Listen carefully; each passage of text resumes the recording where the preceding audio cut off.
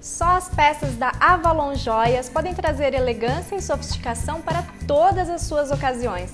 A Avalon Joias é a melhor maneira de comprar semi-joias online com segurança e qualidade. Temos conjuntos, colares, anéis, brincos e uma variedade de acessórios que você vai adorar, é irresistível. Eu estou usando o meu sempre, agora só falta você.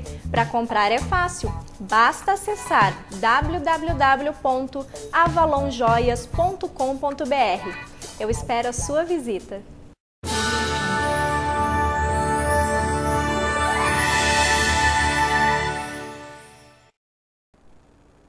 O ideólogo é aquele que acerta exatamente no seu erro. A ideologia é a narrativa que faz tudo errado, mas por isso mesmo ela acerta. Ela é rasteira, simplória e parece não falar para ninguém, mas atinge quem tem que atingir. A ideologia não é fruto de inteligentes, mas ela funciona. Ele é um recado do não inteligente para o não inteligente, e isso pega. Poucos ideólogos sabem por que eles acertam. Eles se imaginam controladores e carismáticos, vendem seus livros e jornais, vendem suas imagens, se pensam capazes de entender a vontade popular. Às vezes, são tomados como gênios por causa disso. Mas não é bem isso.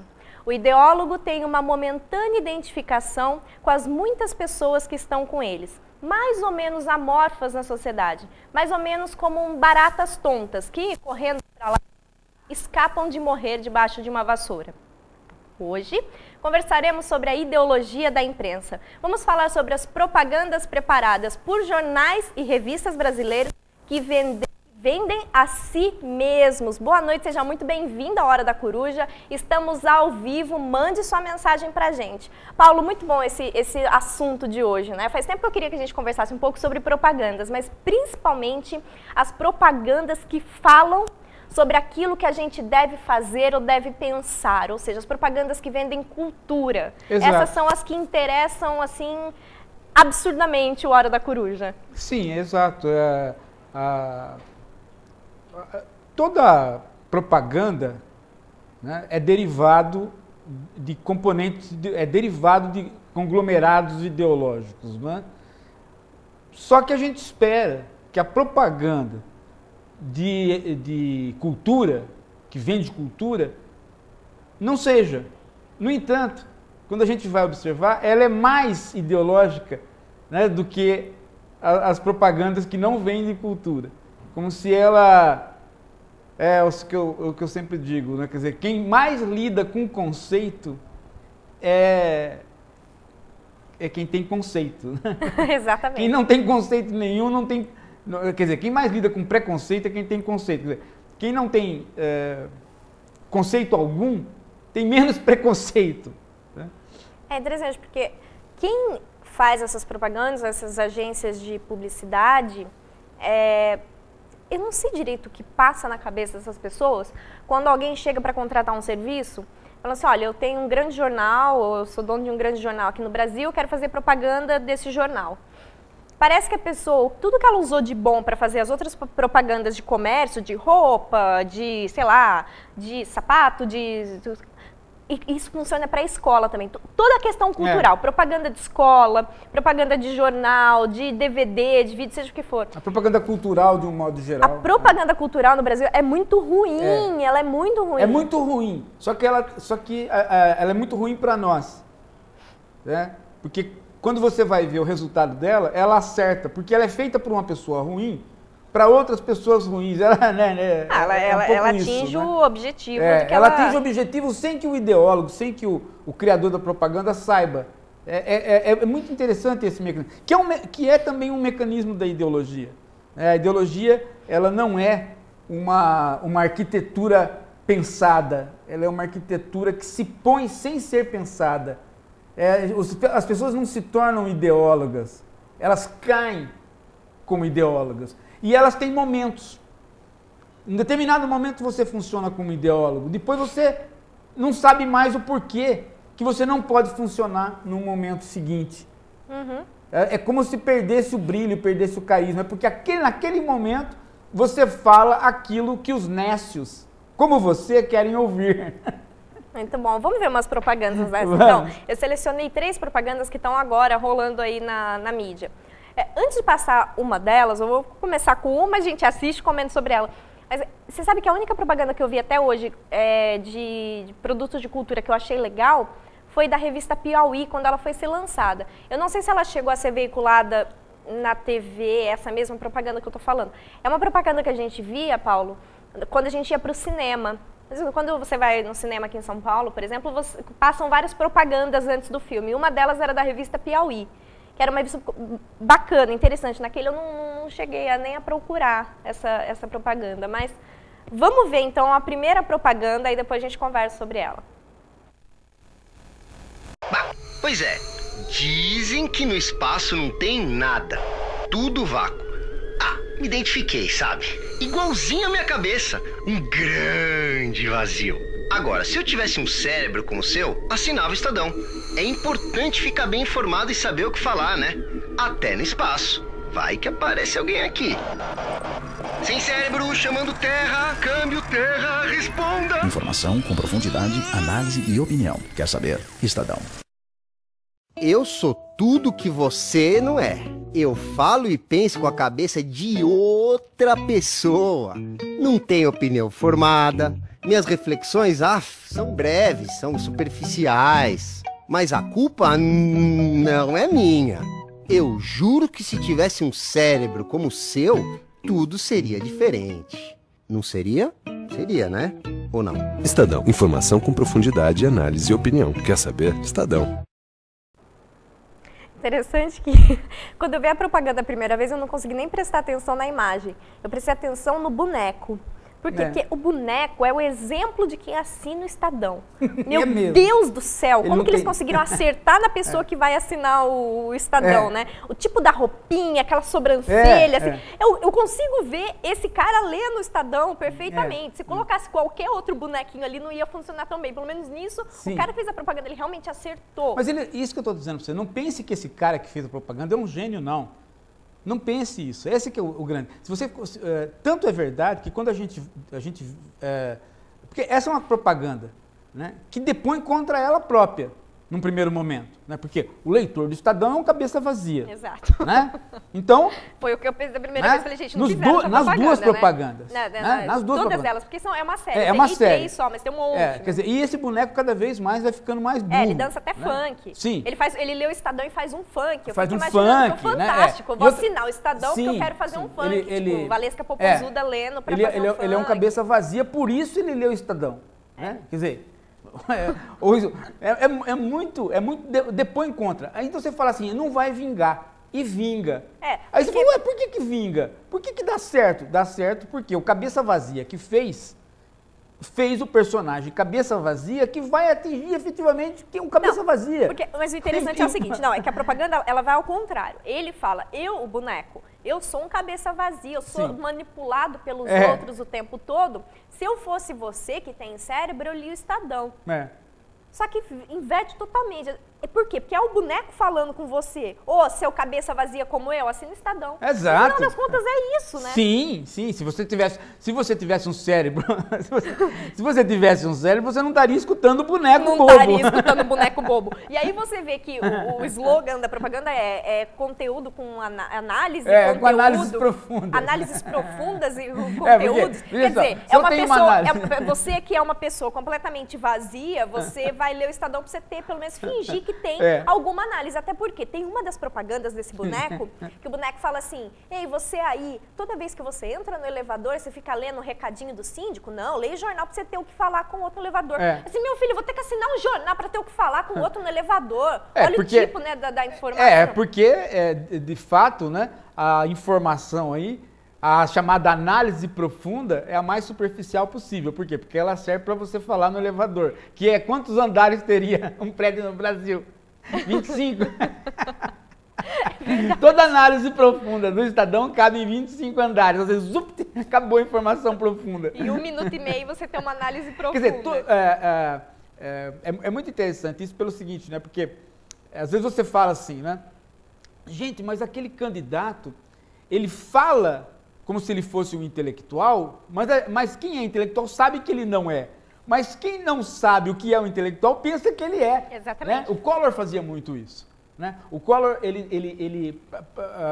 para nós, né? O Collor, quando foi candidato à presidência, os mais jovens já nem lembram mais disso, mas o Collor, quando foi candidato à presidência, ele tinha uma postura, né, de pseudo-intelectual, de um cara que sabia o que estava falando.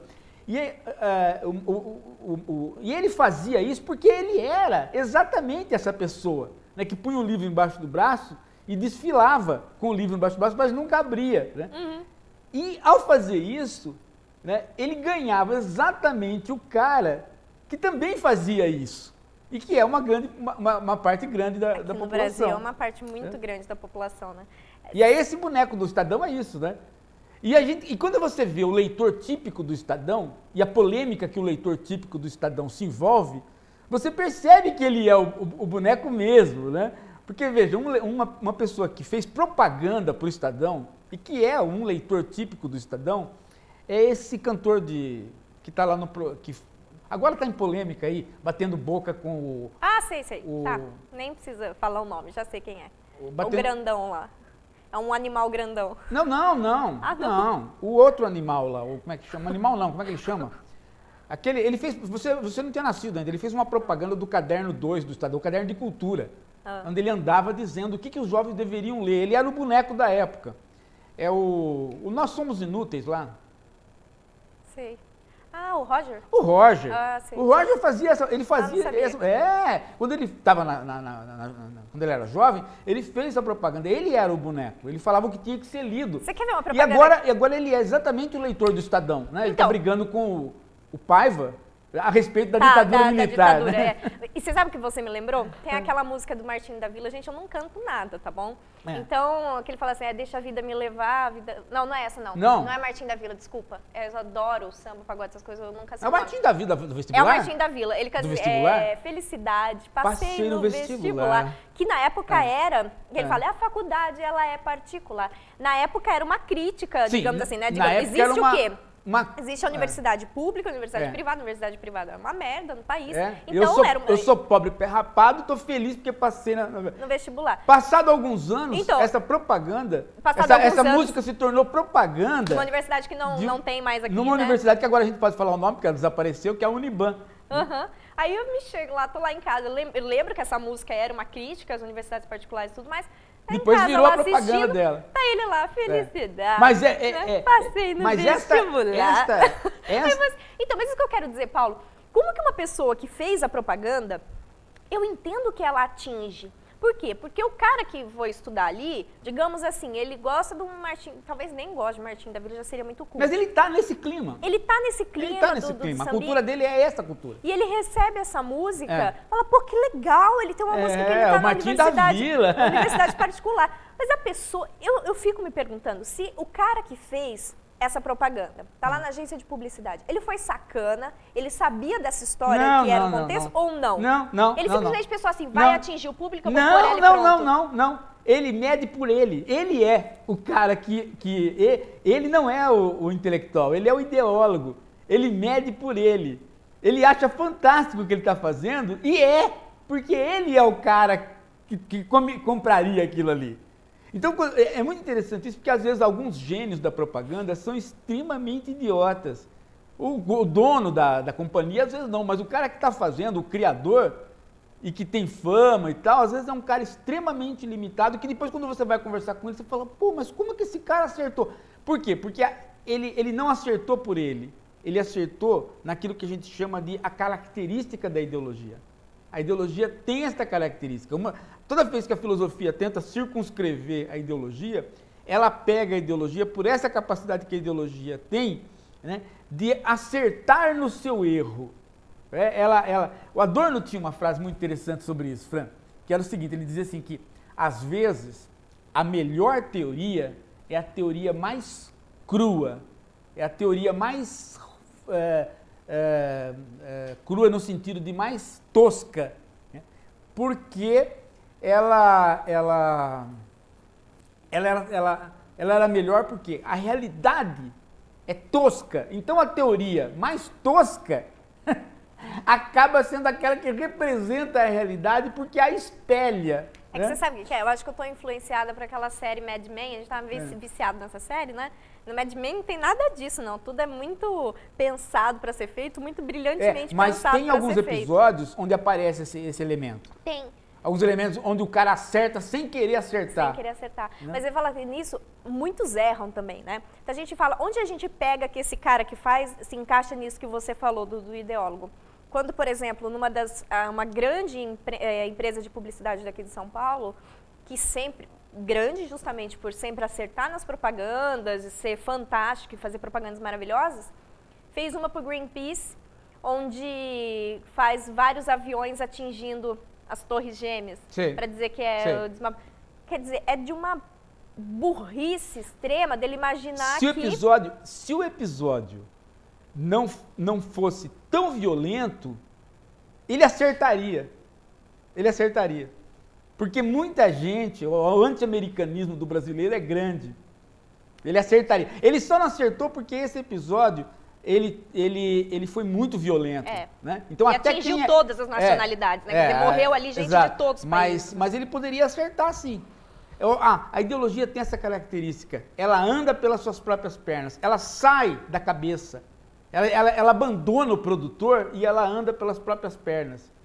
Agora, você quer ver uma coisa que às vezes quando o ideólogo ele está aquém da ideologia.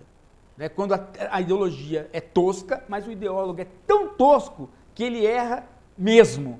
Por exemplo, na propaganda da cerveja porque sim. Nossa, eu pensei nessa. Porque quando você fala porque sim, é porque você não está dando importância. Né?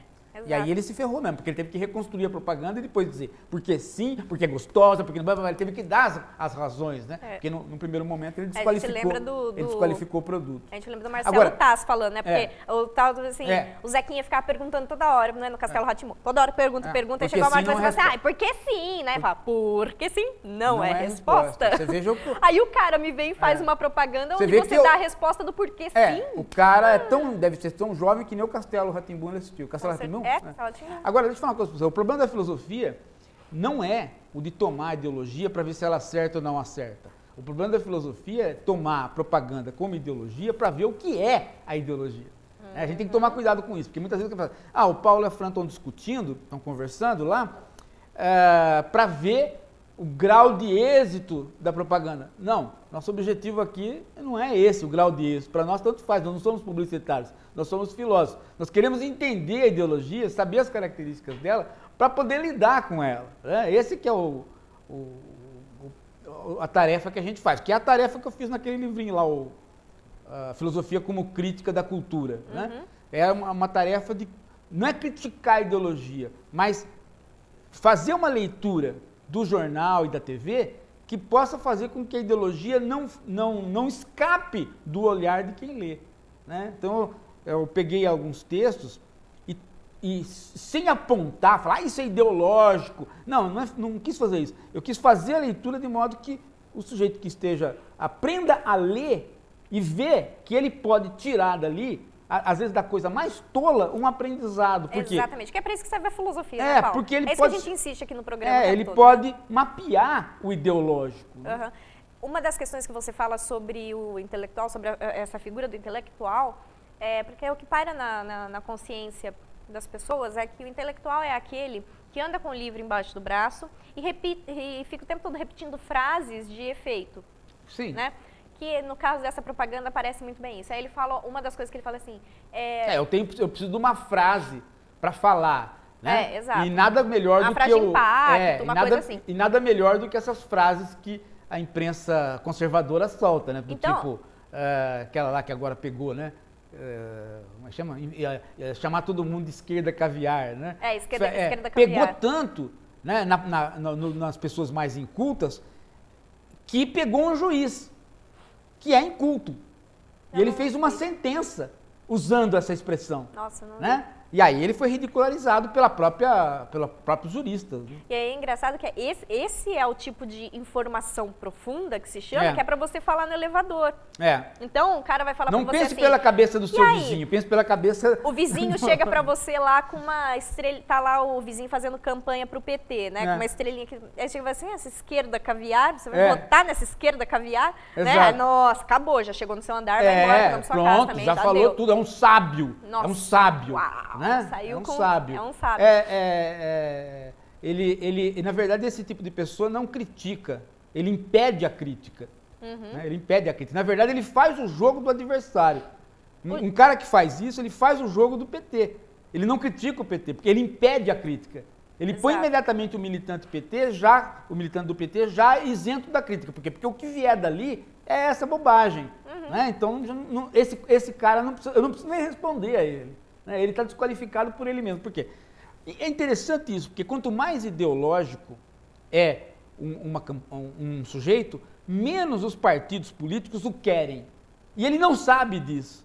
Então é interessante como pessoas da direita, né, que acham que os candidatos da direita a querem, eles não querem nem tirar fotografia com essas pessoas. Por quê? Porque a campanha política, ela tem um momento ideológico muito pequeno. A maior parte dela é pragmática, né? Porque chega uma hora que você oferece soluções para a população ou não vai levar. Né? Então aí os ideólogos são as piores companhias.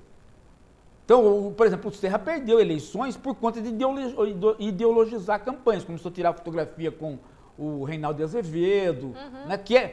E aí se identifica com uma direita que a população não se identifica. Então, esses ideólogos, e a esquerda é a mesma coisa, quanto mais ideológico, menos os candidatos gostam. Só os candidatos de pequenos partidos é que gostam de ideologia. Mas, Paulo, eu queria conversar com você sobre essa questão do jornal, a revista, no Brasil, ela ter um papel de...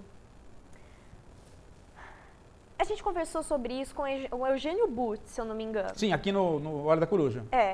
O jornal, ele forma... Aliás, é um programa que todo mundo deveria retomar, porque ele faz realmente. Uma história da imprensa muito interessante. Exatamente, né? O Eugênio Butti, gente, muito bom, procura esse programa lá. A imprensa, ela, afinal de contas, no Brasil, ela forma ou ela informa? Qual que é o papel da imprensa no nosso país? Por quê? Se a gente imaginar o papel da televisão no Brasil, é de formar opinião. Porque as pessoas têm acesso a que tipo de cultura? Tem acesso ali à televisão, o que a televisão falar vai ser o tipo de formação que elas vão ter. Mas a ideia, para mim, de um jornal seria mais de informativo do que de formativo. Ou seja, eu leio as notícias, fico sabendo o que está acontecendo e por mim mesmo eu tiro a formação daquilo. Mas cada vez mais me parece, e aí com essa propaganda fica claro isso de que não. O papel do jornal é o papel de formar opiniões e não de informar. Infelizmente, num país como o nosso, ele toma essa característica, né, Fran? Que é um país escolarizado por baixo. Então, um país escolarizado por cima, a informação no jornal é mais importante do que a formação, porque a formação é dada de maneira escolar. Mas num país como o nosso, onde a escola é capenga, onde se paga R$ 9,00, R$ 10,00, R$ 7,00 a hora aula para o professor, os meios de comunicação acabam, além de informar, formar. Por isso que você vê muita gente na internet hoje, né? Hoje o meio pelo qual nós vivemos é a internet. Sem a internet não há sociedade, digamos assim, né? Não há comunicação, não há sociedade. Né? Nós já estamos vivendo um lugar onde a situação pública é a internet. Né? Então, quando você olha para as pessoas se manifestando na internet, você percebe que há uma confusão entre ser inteligente e ter opinião ideológica. Muita gente acha que quem tem opinião ideológica é inteligente. Quando nos países de maior escolaridade, quanto mais ideológico, menos inteligente você é. Né? A barbárie está do lado da ideologia. Exato. Né? Você pega um grupo como esse do ISIS, né? O Estado Islâmico aí matando todo mundo, né? Obrigando, inclusive, os Estados Unidos a bombardeá-lo para poder salvar as populações ali no caos que virou o Iraque, no caos que pode virar, quando você vê aquelas pessoas, as mais ideológicas desses grupos, elas são inconversáveis. Elas são inconversáveis. A ideologia tem essa característica, o que elas gostam de atacar? Né? Elas gostam de atacar o jornal? Não. Elas não gostam de atacar o jornal. Elas gostam de atacar a escola. Veja que a grande heroína do Afeganistão contra o grupo do Bin Laden é uma menina que quis ir para a escola. Exato. Né? A escola, né? A simbologia da escola. A escola, por mais ideológica que ela possa ser, ela não é ideológica como todos os outros meios de cultura. Por quê? Porque ela tem tempo. Ela dá tempo ao tempo. Né? Porque ela permite a formação. Mas ela poderia permitir. Tem muita gente que acusa a escola de ideológica, mas ela tem tempo. E a ideologia, ela não gosta do tempo. Exato. Né? A ideologia é feita rapidamente. Então, aproveitando, já que a gente está falando dessa questão da ideologia do tempo, eu recebi agora uma mensagem. Antes eu quero mandar um beijo para o Jorge e para a Andréia. E o Adriano Apolinário, ele pergunta, quanto tempo pode durar uma ideologia sem que ela seja desmontada?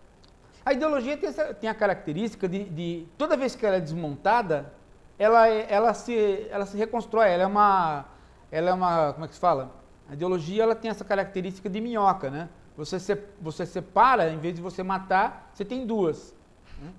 Tem característica de minhoca, foi ótima, a frase. Ideologia é uma minhoca, né? Porque a cabeça dela e a bunda é a mesma coisa. E você corta, você tem duas minhocas, sucessivamente. Né? Você não mata a ideologia como você mata uma lombriga. Você tira a cabeça, mata o... Não, a ideologia você corta, onde cortar ela se multiplica. Ela não, por quê? Porque ela sobrevive do seu miúdo e de roubar o tempo. Tá? Ela sobrevive no tempo curto, ou seja, ela pega pessoas que não querem o tempo, que não gostam do tempo, pessoas que querem soluções rápidas. Pessoas o quê? Pessoas que querem dar opinião entre um andar do elevador até o outro, que é o da propaganda. Exato. Né? A pessoa que exige o remoer, como a escola exige, como a democracia exige, como o parlamento exige, o remoer mata qualquer ideologia. Olha, o remoer, o ler, o mudar de opinião. Tudo isso é coisa mastigada. É coisa do como é que se fala assim, daquela coisa do camelo, né? De ficar mascando. É por isso que o plebiscito é ideológico. Tá, calma, não fala disso agora. Por quê? Vamos assistir mais uma propaganda, tá. gente? Vamos ver. lá. O que faz você coçar a cabeça? Parece por fora, mas cabeça também coça por dentro. E tudo que faz você parar para pensar, faz sua cabeça coçar. Coçar a cabeça tira você do nem lá nem cá. Duras, ocas, que dizem sim e que discordam. Nenhuma cabeça está a salvo. E no que depender da gente, vão coçar cada vez mais. Questione, pense, coce mais a cabeça. Veja, para não ficar indiferente. Coça a cabeça, às vezes tem piolho, né? É. Mas tem uma coisa que eu odeio, que eu peguei birra disso, é a pessoa chegar pra mim e falar assim, vamos parar pra pensar. Eu falo assim, não vamos parar não, vamos pensar andando, você só pensa quando você tá parado? Não, mas eu odeio esse negócio de parar pra pensar, essa propaganda, meu Deus. Tem uma parte jocosa dela, como a outra também, né? Quer dizer, quem coça a cabeça? Quem tem piolho. Então, o leitor da Veja, ele é piolento. Eu acho que esses caras são muito sacantes, os caras que fazem essas propagandas. Não eles estão rindo, não não são, não. Eles acertam. Por quê? Porque a cabeça coça por dentro, né? O leitor da Veja, ele é aquele cara... Ele é aquele cara igualzinho... Ele enfia aqui no nariz o dedo pra coçar a cabeça. Ele é aquele cara igualzinho o outro do Estadão. Ele é muito parecido. Por quê? Porque ele fala assim, nossa, que sacada! Olha, a cabeça não coça só por fora, a cabeça coça por dentro. Isso é uma puta de uma sacada. Então ele acha que quem fez a propaganda é um gênio, porque ensina ele, né, que a cabeça coça por dentro. Né? Agora, você veja como é interessante o seguinte, né? No final, a propaganda diz exatamente o contrário de coçar a cabeça por dentro. Por quê? Tem que ter opinião. Ou seja, tem que ter a opinião da Veja. Não pode ter várias opiniões, tem que ter uma opinião, senão você não é inteligente. Você é inteligente se você tiver uma opinião. Isso está super associado aqui no nosso país. Sim. A pessoa que... Alguém chega para você e diz assim, o que você está achando do conflito Israel e Fala, precisa pensar, Palestina? vamos refletir aqui. Você olha, vamos conversar sobre isso. Não. O que você acha? O que você acha? Pró-Palestina? Pró ou contra? Pró ou contra? Aí entra a ideia da imprensa de achar que a verdade é plebiscitária. Que a verdade é o sim e o não. A imprensa é louca para fazer isso e a imprensa conservadora mais ainda. A imprensa conservadora vive do sim e do não. E o plebiscito a gente sabe que ele é um mecanismo altamente ideológico, porque ele rouba o tempo, ele não deixa você amadurecer, né? Ele rouba o tempo. E mesmo quando você pensa estar amadurecido, o plebiscito ainda é autoritário, porque ele simplifica questões complexas, ele transforma em sim e não. Eu não consigo imaginar. Ele é instrumento de ditaduras. Exato. Né? Por que as pessoas não conseguem imaginar que ao longo da nossa vida a gente muda de opinião, vai e volta para uma mesma opinião? A gente olha para trás e fala assim, nossa, como eu era idiota, olha as coisas que eu dava, olha as coisas que eu dava importância. Por que a gente não aplica essa mesma filosofia de vida para um ensinamento, para ler um jornal, ler uma revista? Mas, né? Ao tentar criar uma conversa sobre um assunto. Mas talvez, Fran, a questão não seja a de mudar de opinião. A questão, me parece, que o mais difícil, e é isso que a ideologia corta, o mais difícil não é você mudar de opinião, o mais difícil é você graduar as suas opiniões de modo que para um problema, a situação tenha várias respostas dependendo do setor do problema. De modo que você não pode resolver por sim ou não. Eu vou dar um exemplo para você. Né? Por exemplo, questões... Diga. É que a ideologia, Paulo, ela é tão focada no sim e no não, que ela não me dá o direito a mudar de opinião. Porque o não é o contrário do sim, então não tem como eu estar mudando de opinião, você não vai mudar da água para o vinho. É por isso que eu estou falando. Como você não vai mudar da água para o vinho, você vai ficar sempre no que você está. Vai ficar, né? Não tem como. Por mais que você comece a pender para um lado, você fala assim, no final das contas, você volta ali para o sim. Eu sou pró-Palestina, pró-Palestina, pró-Palestina. Você faz toda uma conversa, um trabalho de conversa com uma pessoa, mostrando os outros lados, essas coisas, ela fala assim, tá bom, mas... Sou pró-Palestina. A ideologia tem essa característica forte dessa volta. Ela né? não, então a questão da imprensa não é mudar de opinião.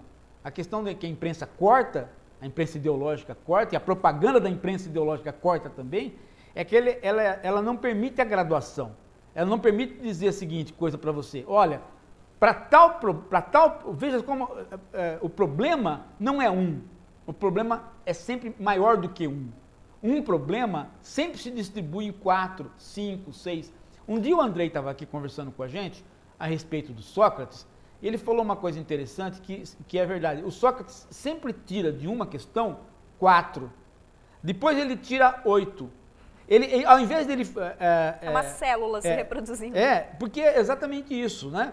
A postura filosófica é a postura de complexificar o problema, não de complicar.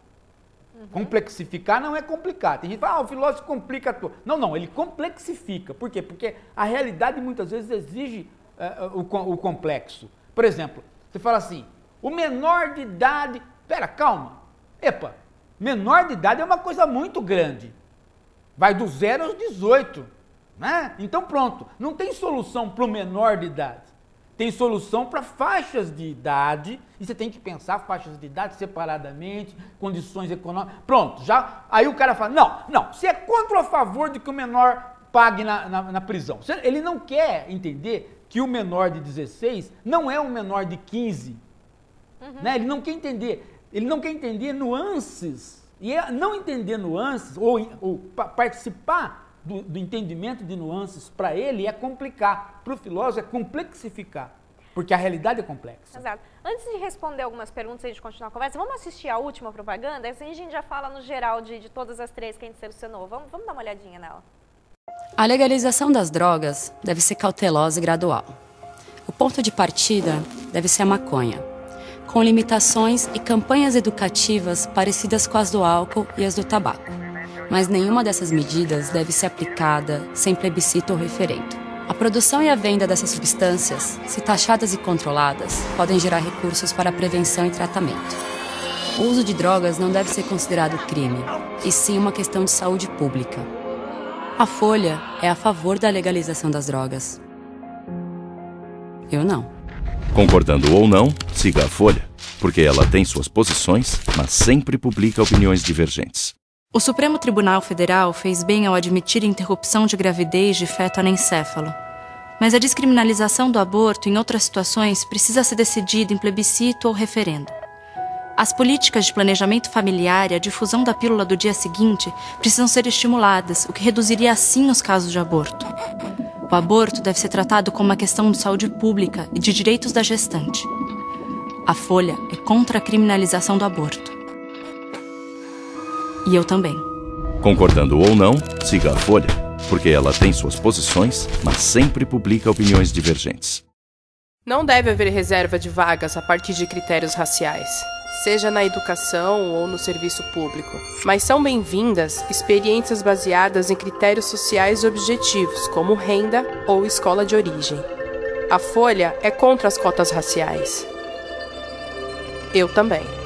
Concordando ou não, siga a Folha, porque ela tem suas posições, mas sempre publica opiniões divergentes. Essa é a mais ideológica. Deixa Essa ela é a pro final por ideológica isso. de todas elas. Inclusive a última é terrível, né? Porque põe o negro dizendo que ele não é, que ele é contra as cotas, né? Que é uma bobagem total. Mas essa é ideológica pelo seguinte, você vê, né? Ela simula a complexidade. E depois ela termina dizendo o quê? Plebiscito. Exato. Então não adiantou complexificar. Não. Né? Porque se você vai reduzir todas as questões a um sim e um não popular, por que você tem o Congresso? Por que você tem a escola? Por que você tem publica várias opiniões? Por que você publica várias opiniões? E a questão técnica, né?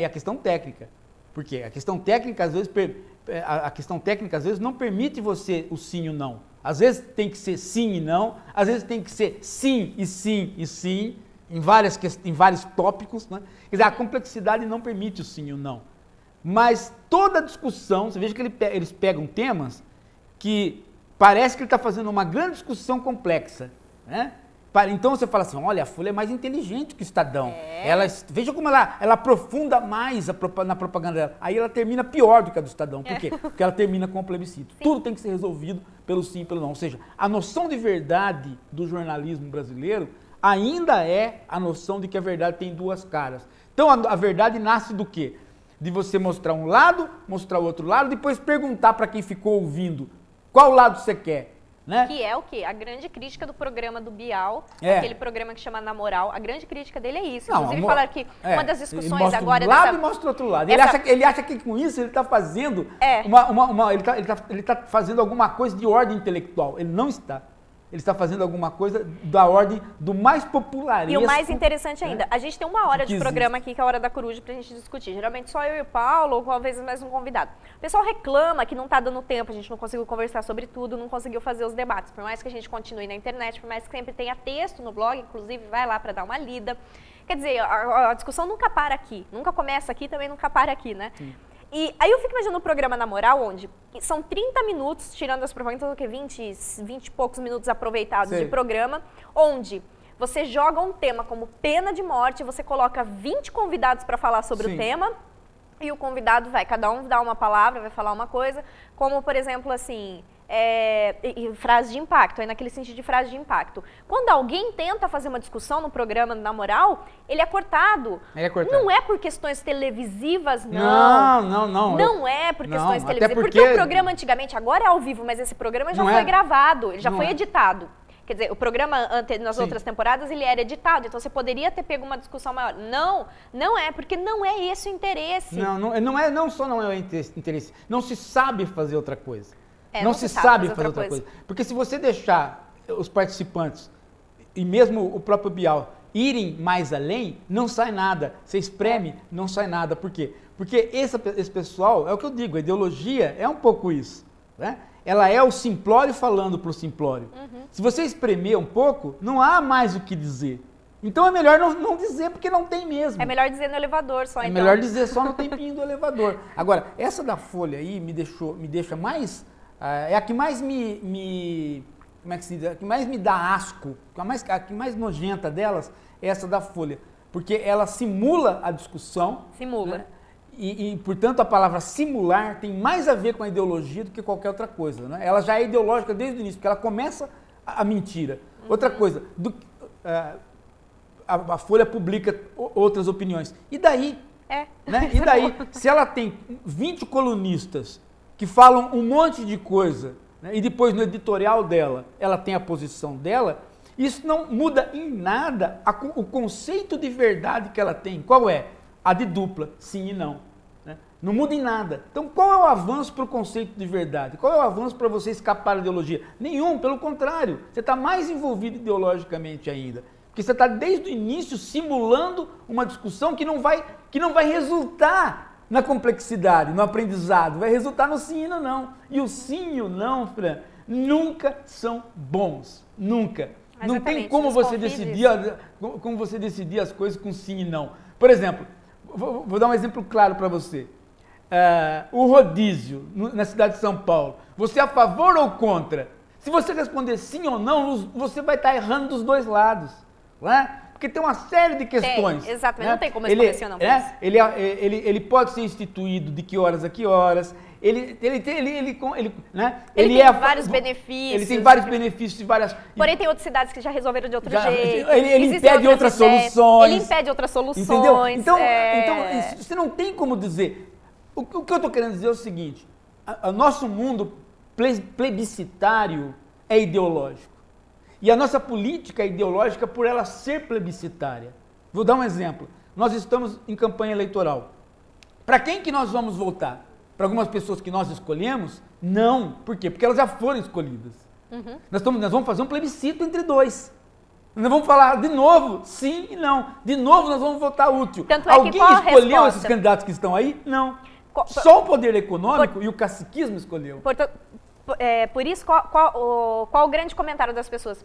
Eu não vou votar, eu vou votar no candidato B, para fazer uma oposição, assim, para ser contra o A, para dizer que eu sou contra o A. Qual é o ganho que eu tive? Qual é o ganho que eu tive em democracia? Zero. Né? Zero. Por quê? Porque eu vou votar num cara que eu não quero. Para o outro não entrar que eu quero. Né? Então, mas por que eu estou fazendo isso? Porque eu estou tomando a democracia como plebiscito. Eu estou tomando como sim e não. Por quê? Porque eu não pus meus candidatos lá. Eles caíram de paraquedas sobre mim. Assim, isso é democracia? É. Isso é democracia. Isso não é ditadura, isso é democracia. Só que é um tipo de democracia que o poder econômico e o caciquismo estão mandando. Uhum. E aí, então, aproveitando a nossa fala, o José Eduardo pergunta, Paulo, se os partidos brasileiros têm ideologia. Claro que tem. Eu acho que eles só têm ideologia. Eles só têm ideologia. Uhum. Eles só têm ideologia. Né? Veja, o PT e o PSDB são altamente ideológicos. Altamente ideológicos. Eles têm um programa de ação que é bem diferente um do outro. Né? E as soluções, todas elas, são fáceis e são plebiscitárias.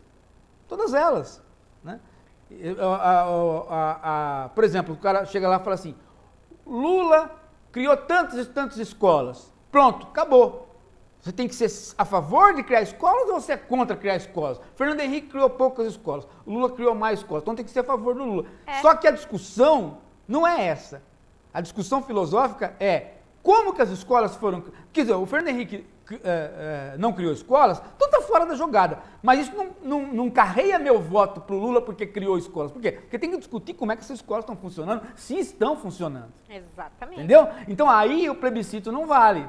Porque aí tem que entrar toda uma política educacional que não houve. E as campanhas políticas são totalmente nesse sentido, de dizer assim, eu enquanto prefeito, presidente de Aba 4, fiz tantas escolas, coloquei tantos canos de esgoto, Agora você não mostra que o esgoto não chegou no lugar onde tinha que chegar. Ou foi superfaturado. Foi superfaturado. Não era a melhor matéria para fazer, era esgoto de segunda, de terceira. Exatamente, as casas as suas casas populares que estão caindo, estão com rachadura, estão caindo. Não se discute. É quantitativo. É quantitativo. E não é por quê? Porque a discussão, né? Porque a ideologia, ela caminha sempre no sentido da satisfação imediata. De novo eu volto a dizer, ela é contra o tempo. Né? Porque você tem no processo racional 3 componentes.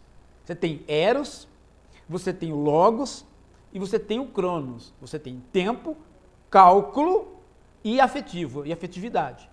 Quando você quebra um desses pontos, a racionalidade se esvai, a razão se esvai. A razão não é composta só do logos, ela tem eros e cronos juntos. Excelente. Então, quando você tira o tempo ou quando você tira o amor, você fica só com o cálculo, você não tem mais a razão, você tem um tipo de racionalidade. E é por aí que a ideologia caminha. Ela caminha por um minguar da razão. Paulo Marcos Pedrosa pergunta se a ideologia é uma narrativa do ódio. Não, às vezes ela é uma narrativa do amor. Né? Isso aqui é mais ideológico do que as campanhas de humildade ligadas ao cristianismo. É puramente ideológico. Se você pega Jesus, ele não é um cara humilde. Não tem absolutamente nenhuma coisa de humilde. Né? Ele expulsa pessoas do templo, ele ridiculariza os filósofos, os apóstolos, ele afronta os apóstolos, ele mostra o quanto os apóstolos são hipócritas e quanto as pessoas são hipócritas, ele se mostra filho de Deus, e portanto, já logo de cara ele já não é humilde, porque ele é o filho de Deus, né? Ele se julga capaz de criar uma religião sozinho, do nada, e mais ainda, na cruz, quando ele está lá, ele mostra que ele não é humilde coisa nenhuma. Por quê? Porque ele não abaixa a cabeça. Ele diz, vocês aí não sabem o que fazem, mesmo estando numa situação daquelas, e mesmo tendo um dia anterior duvidado de que o Pai ajudaria ele, e mesmo na cruz ele duvida do Pai, mas ainda assim ele diz que são os outros que não sabem o que fazem. Né? Você vê que ele de humilde não tem nada. Como que uma figura dessa pode gerar humildade? A ideologia. Entra aí o quê? Uma transmutação. Então você tira tudo isso e fica só com o episódio dele lavar o pé. Olha como ele é humilde. Né? E aí a humildade é uma forma de você fazer com que aquele que é pobre abaixe mais a cabeça para que aquele que é rico ou de poder. É, lógico. Né? Então você veja que a ideologia pode ser uma ideologia de amor. Fraco. Né? É o amor amoreco. Não é o amor de Eros, é o amor amoreco. E é tão forte isso, essa passagem, que ela é repetida como ritual. Como ritual. Né, de se lavar os pés. O Daniel Mota fala que... Sim, a ideologia tem esse lance. Né? Ela ritualiza, ela retorna, ritualizando e num tempo curto. Você sabe por quê, né, Paulo? Você sabe por quê? Porque exatamente isso que você está falando, a questão do tempo. Com o tempo, a gente começa a tentar escapar, né, e por outras vias. E isso pode fazer com que você saia, escape da ideologia. Sim. Então, isso é um perigo. Então, para a ideologia, para ela voltar, ela tem que ter um rito e rápido, como você disse, para sempre reforçar aquela questão, para você não pensar naquilo de novo. Quer dizer, reforça os ânimos, reforça toda a sua crença. Os estruturalistas, e aí o Lévi-Strauss é o grande pai de todos, né? E o Althusser também vai por aí, eles lembram muito de como que a ideologia, né, ela está muito mais voltada para o componente corporal do que para o componente de pensamento. Então, por quê? Porque o componente corporal, né, ele é aquilo que pode ser feito de imediato. Então, por exemplo, você pode resumir tudo num símbolo ou num pequeno comportamento. Então, ela é, digamos assim, o componente corporal é mais ideológico do que o próprio pensamento. Porque o slogan pode ser seguido de outro slogan, mas o símbolo corporal, o comportamento corporal, não pode ser seguido de outro. Ele é tão forte que ele se encerra. Como, por exemplo, você fazer o sinal da cruz, no nome do Pai, ou ajoelhar. Né? Os gestos, eles encerram. Que adianta você fazer um outro gesto depois que você fez esse? Acabou, ele encerra toda a compreensão ali. Né? Então, ele é muito corporal. A ideologia se apega muito ao corpo, né? Ao simbólico, ao corporal, ao comportamental. Paulo, Daniel Mota fala que o mesmo que a gente está conversando vale para essas enquetes dos portais de notícia. Eles colocam um tema pedindo a opinião dos internautas. O famoso, você é a favor ou você é contra? Sim. Ele fala, mas por outro lado, eles possuem uma opinião própria refletida tanto nas notícias quanto nesse espaço chamado editorial. Isso me lembra, sabe o quê? Redação.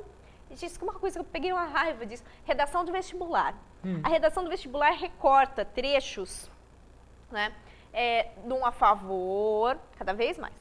Um a favor, um contra, te joga um tema e fala assim, disserte sobre. Sim. Que merda, Sim. né? Merda. Agora, você veja qual é o resultado disso. Aí, voltando para a questão... O resultado disso é que nem redação mais tem, não estou falando nada, ainda é menos pior. Mas qual é o resultado disso? Né? Voltamos aí, porque eu falei que a escola é menos ideológica que a imprensa, e algumas pessoas podem ficar chateadas porque elas querem que a escola seja ideológica. Então tá bom, então eu vou dizer para vocês alguns elementos ideológicos na escola. Quer ver um deles? Você tem, né? Vou repetir, Eros, Logos e Cronos. Se você tira qualquer um dos três, você já não tem mais a razão. E aí entra a ideologia, que é a anti-razão. Bom, então tira o tempo. Tira o tempo que você já constrói uma ideologia. No caso do ler textos e produzir textos. O que o professor fala para você que é bem ideológico? Ele está tão ideológico que ele está tão ideologizado que ele não percebe que ele está reproduzindo o campo ideológico. Ele manda resumir. Ele manda resumir. Ou seja, ele encurta o tempo. Ou seja, é como se o autor não tivesse escrito aquilo que escreveu, mas tudo aquilo é encheção de linguiça por conta de uma mensagem só. E aí então você tem que captar só aquela mensagem. E é exatamente o contrário que você tem que fazer com o aluno. Né? Você tem que fazer o aluno ler tudo e produzir algo maior do que aquele. É interessante que... mais complexo que aquele, complexificar cada detalhe. O grande autor que dá para fazer isso é o Nietzsche, né? É, o Nietzsche. Mas qualquer coisa, você não vê por que... Dá para fazer alguma coisa. Mas eu gosto de trabalhar o Nietzsche em filosofia porque o Nietzsche faz... ele rouba você à medida que ele põe por aforismo. Exatamente. Então... Ele quebra suas pernas. Porque como que o professor fala, resuma um aforismo? Como é que você vai resumir um aforismo? Não tem como. Você só tem duas saídas. Ou você pega o aforismo e transforma em seixonoye, em frase de folhinha, né? E aí você rapidamente é visto como um bobo, né? Ou você não faz nada. Então, o autor aforismático, ele faz isso propositalmente. Ele quebra as pernas. Né? O Adorno faz isso propositalmente. Né? Ele quebra as pernas do cara e fala, não... Daqui, ou você produz um texto, ou você não vai poder ter acesso ao que eu estou te dizendo, porque eu não vou dizer. Né? Eu não vou dizer. Eu adoro. O César Marques dá boa noite pra gente. Boa noite. Eu queria perguntar para vocês uma coisa sobre ideologia. Não em propaganda, mas na reação de jornalistas com apresentadores de TV sobre a sentença do juiz, qualificando os manifestantes presos de esquerda caviar.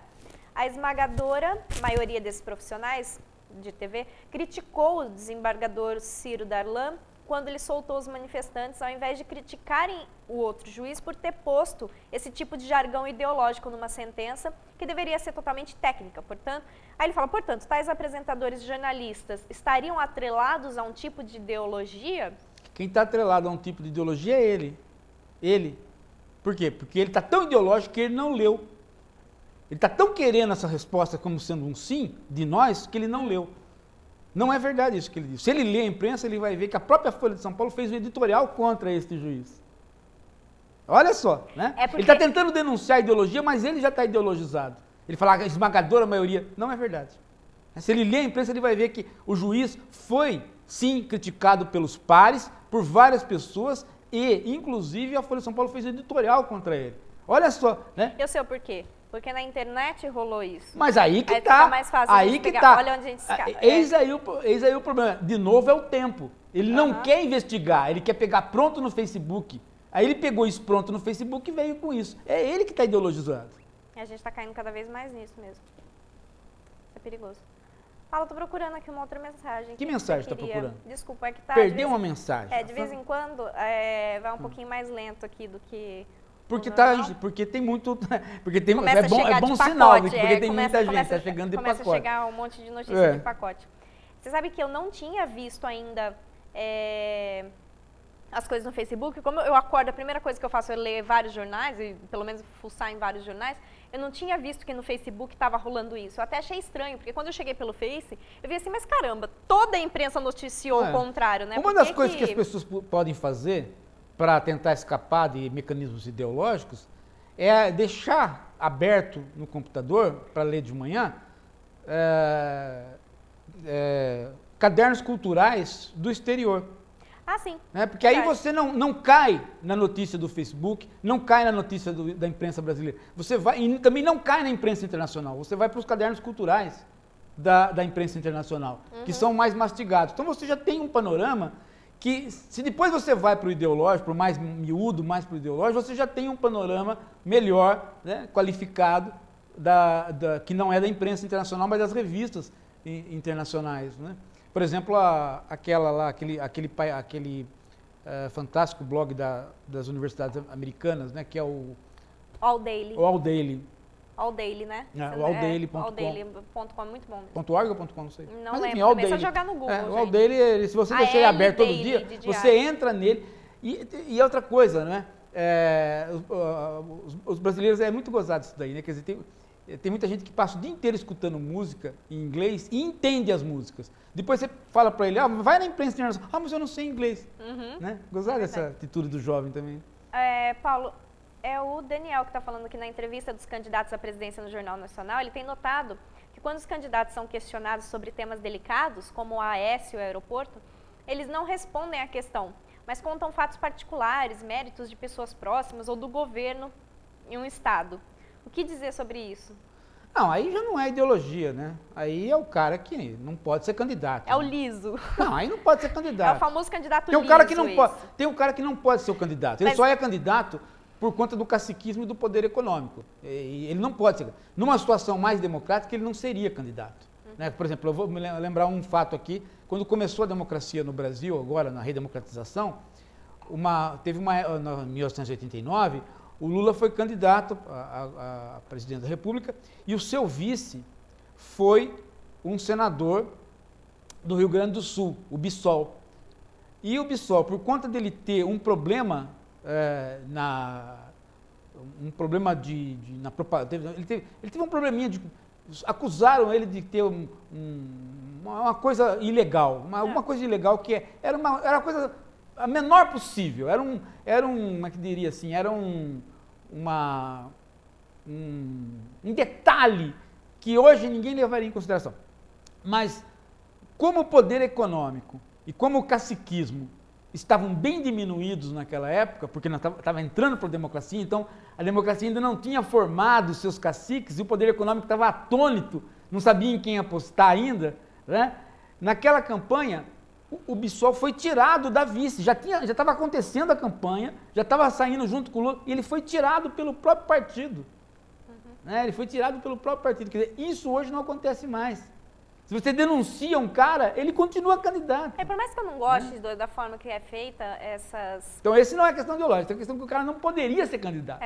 Ele não pode não responder isso.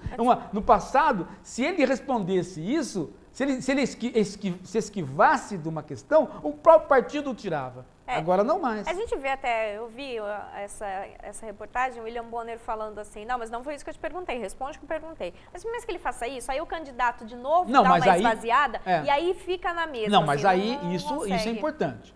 Né? Isso é importante o jornalista fazer. Tem que fazer. Né? Isso é importante, que o jornalista tenha a capacidade e o poder de fazer isso que o Bonner fez, isso é muito importante. Isso dignifica a imprensa. Ele fez com a Dilma também na isso última eleição. Isso dignifica a imprensa. Ele fez isso sim. Isso dignifica a imprensa. Nessas horas que o sim e o não valem. Quer dizer, o William Bonner fez certo, então tem que elogiar. Não pode vir com esse papo de Rede Globo, porque não pode vir com esse papo. Fez o papel, fez certo, exerceu a profissão dele correta, não pode ter aí julgamento ideológico da nossa parte. Não, tem que ter um julgamento profissional. Fez o certo, tem que elogiar. Para encerrar o programa, o Alberto, nosso amigo lá do Maranhão, pergunta como se deve agir diante de um professor ideólogo em sala de aula. Olha, todos nós somos ideólogos em sala de aula, nós distribuímos valores e repetimos ideologias. Nós não escapamos disso. O problema nosso não é esse. O problema nosso é de estar consciente de que fazemos isso e tentar evitar. Né? Para fugir disso. Se ninguém consegue não ser ideólogo, porque uma hora ou outra você vomita ideologia. Né? Você está no meio. Agora, o problema, do professor que tem um pé na filosofia ou que é filósofo é ele tentar ver que quando ele faz isso, ele não melhora em nada a condição intelectual do aluno. E não melhora em nada a própria condição intelectual. Quando ele percebe isso e ele reconstrói o seu discurso, ele tem a coragem de voltar e dizer, não, olha, eu fui um propagandista, eu fui um ideólogo na outra aula, vamos questionar mais essa posição que eu defini aí e tal. Aí ele cresce. Né? Muito bom. Eu quero agradecer a super participação de todos, o bolo de mensagens que eu recebi hoje. Vocês sabem, pela internet a gente continua atendendo a todos, tá bom? Gente, muito obrigada. Beijos para vocês, até semana que vem.